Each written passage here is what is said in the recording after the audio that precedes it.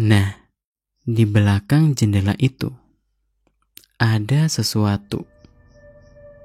Kayak cewek lagi berdiri. Cuman kelihatan kepalanya aja. Soalnya kan lumayan tinggi jarak lantai sama jendelanya tuh.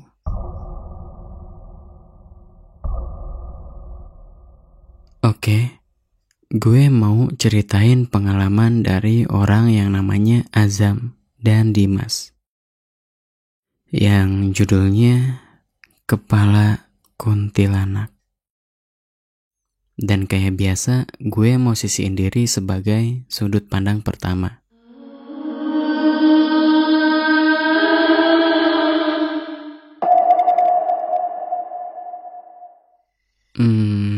Gue itu salah satu santri di salah satu pondok pesantren yang ada di daerah Tasikmalaya. Tentunya pas gue menuntut ilmu di sana, gue tinggal di pondok pesantren. Dan jarang pulang ke rumah juga. Pada kesempatan ini gue mau ceritain sepenggal pengalaman horor gue di pesantren ini.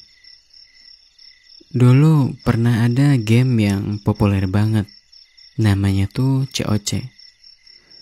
Dan gue tuh termasuk salah satu orang yang mainin game itu. Bahkan semua santriwan di sana tuh main semua. Jadi ya seru kalau misalnya abis ngaji tuh pada ngumpul di kobong. Tapi suatu malam tuh gue pernah di kobong, atau lebih tepatnya di salah satu kamar di pondok santriwan itu dalam keadaan sendirian. Gue lupa, yang lain kayak ada semacam acara gitu. Tapi gue gak ikut dengan alasan yang bisa diterima juga sih. Nah kan posisi gedung itu letter L. Jadi gue diamnya itu pas di kamar yang pojok, yang deket tangga. Dan posisi gue itu deket jendela yang ngadep-ngadepan sama tangganya ini. Jadi gak jauh dari pintu keluar. Dan gue posisinya itu di lantai 2. Di pojokan belakang ruangan ini tuh, di pelaponnya ada semacam lubang. Ya, kalau gentengnya bocor, bisa dibenerin masuk lewat situ. Karena gue tuh gabut banget ya kalau abis selesai ngaji. Sekitar jam 11-an, gue mainin game itu. Lumayan cukup lama gue itu mainin HP. Dan terpaku sama layar HP sampai gak ngeliat sekitar gue. Soalnya ya saking seru. Tapi ada satu waktu gue tuh ngeliat ke sekitar.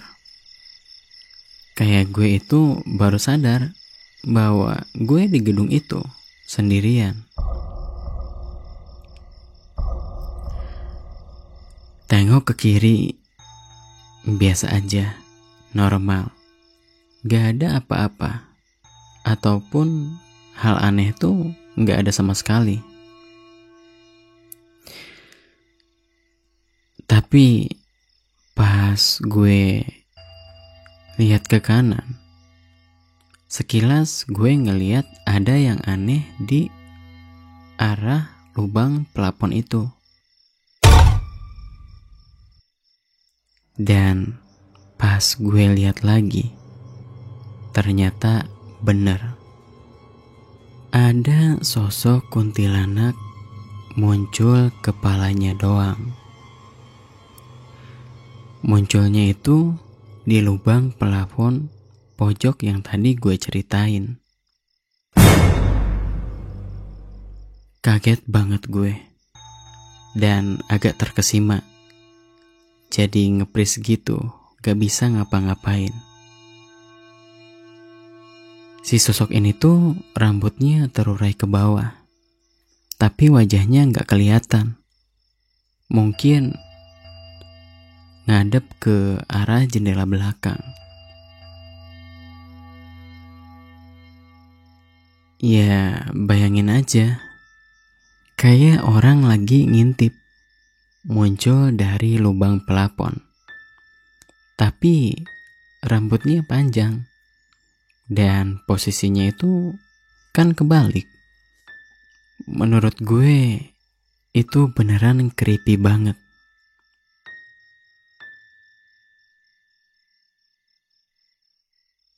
Dan ketika gue sadar, itu tuh bukan orang. Gue langsung lari ke bawah. Soalnya kan pintu sama tangga juga memang berdekatan. Gue pokoknya lari ngejauh dari pesantren itu. Dan nyari teman santri lainnya buat balik lagi ke pesantren itu. Gue pun ceritalah ke salah satu junior gue yang sama-sama ngelihat sosok makhluk halus di kamar pojokan itu. Cuman yang dia lihat itu beda sama gue. Yang dia lihat itu tuh sosoknya disebut budak hidung. Kalau di bahasa Sunda kayak semacam anak kecil, tapi serba hitam wujudnya tuh.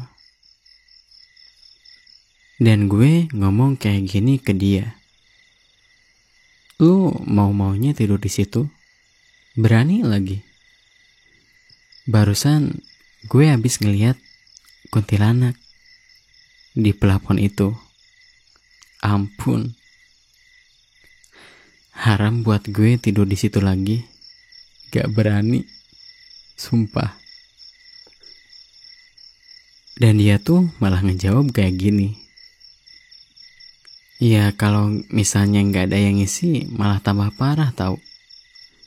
Malah kesenengan nantinya. Terus dijadiin sarang mereka lagi."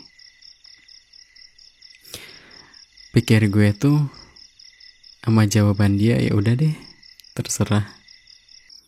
Lu masih mau nidurin tempat itu? Ya intinya gue gak berani tidur di kobong itu lagi sehabis kejadian itu.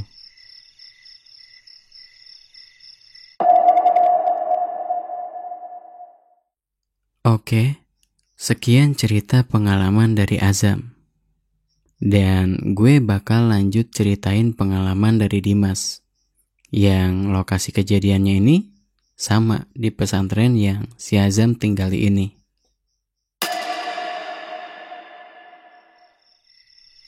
Jadi waktu itu tuh gue ngaji di pesantren yang sama kayak yang diceritain sama si Azam. Nah kan si gedung pondok santriwan itu ada 2 tingkat. Yang di bawah dipakai buat ngaji bareng santriwati juga. Maupun itu ngaji maghrib ataupun isya. Dan di atasnya buat tidur para santriwan. Nah di lantai bawah itu ada 3 sekat ruangan. Dan si sekatnya itu cuman sepinggang. Jadi gak bener-bener ketutup antar ruangan lainnya.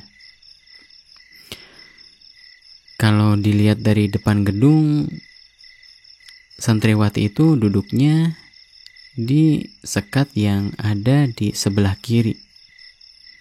Sedangkan yang cowok itu di tengah. Tapi yang paling kanan deket tangga itu setahu gue jarang dipakai, jadi lampunya nggak dinyalain. Setiap malam, karena gue santri, jadi rutinitas kayak biasa itu ngaji kan. Nah ada suatu malam, entah itu malam Kamis atau malam Rabu, gue nggak inget. Tapi intinya antara hari itulah. Gue ngaji kayak biasa, tapi ngaji isya. Yang mulainya itu 7:30, habis sholat isya lah. Dan memang hal biasa ya, kalau ngaji atau belajar sesuatu kayak di sekolah misalnya. ngantuk, nguap lah. Pas waktu itu gue ngantuk berat. Gak konsen sama sekali sama yang Akang sampein. Dan ketiduran lah gue sampai ngaji Isya selesai. Singkat waktu, gue kebangun. Tapi itu entah jam berapa. Dan posisi gue tidur deket sama jendela depan. Kayak biasalah, kalau orang baru bangun tuh kan kayak orang linglung. Gue ngeliatin ke arah depan, tapi masih setengah sadar. Awalnya gue gak sadar apa yang gue lihat di depan itu.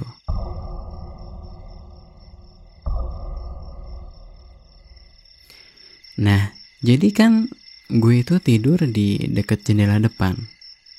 Otomatis deket sama pintu keluar. Terus gue pas bangun langsung menghadap ke arah jendela belakang. Yang di belakangnya itu ada WC santri. Dan WC itu jarang banget lampunya dinyalain. Bahkan mungkin hampir enggak. Lampu yang masih nyala itu ruangan yang tempat cewek kan. Cahayanya itu nyorot ke jendela belakang. Jadi otomatis WC belakang itu kena cahaya juga. Nah, di belakang jendela itu ada sesuatu. Kayak cewek lagi berdiri. Cuman kelihatan kepalanya aja. Soalnya kan lumayan tinggi jarak lantai sama jendelanya tuh.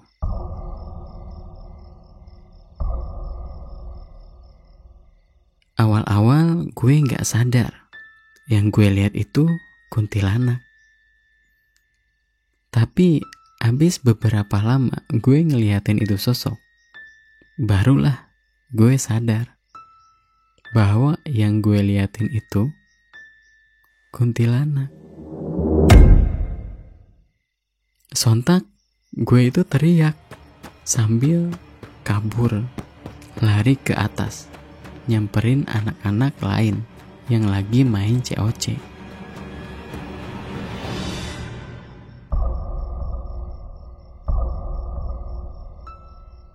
Otomatis kan heran tuh anak-anak yang lain. Soalnya gue teriak tadi. Terus nanya, kenapa lo? Ada kuntilanak ngeliatin gue dari jendela belakang yang deket WC itu loh.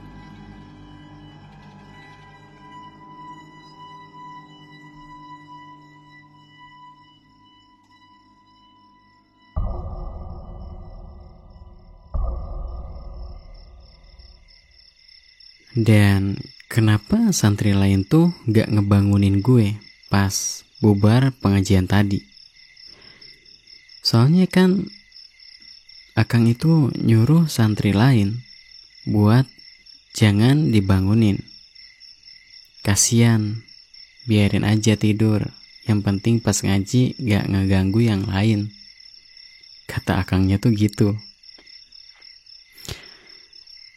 Gue malah mikir jadinya itu gara-gara ketiduran pas ngaji jadinya kualat.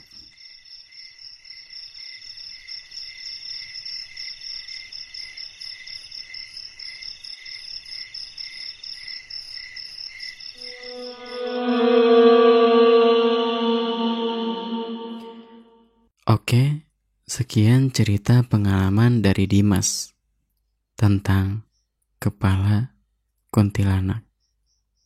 Bye.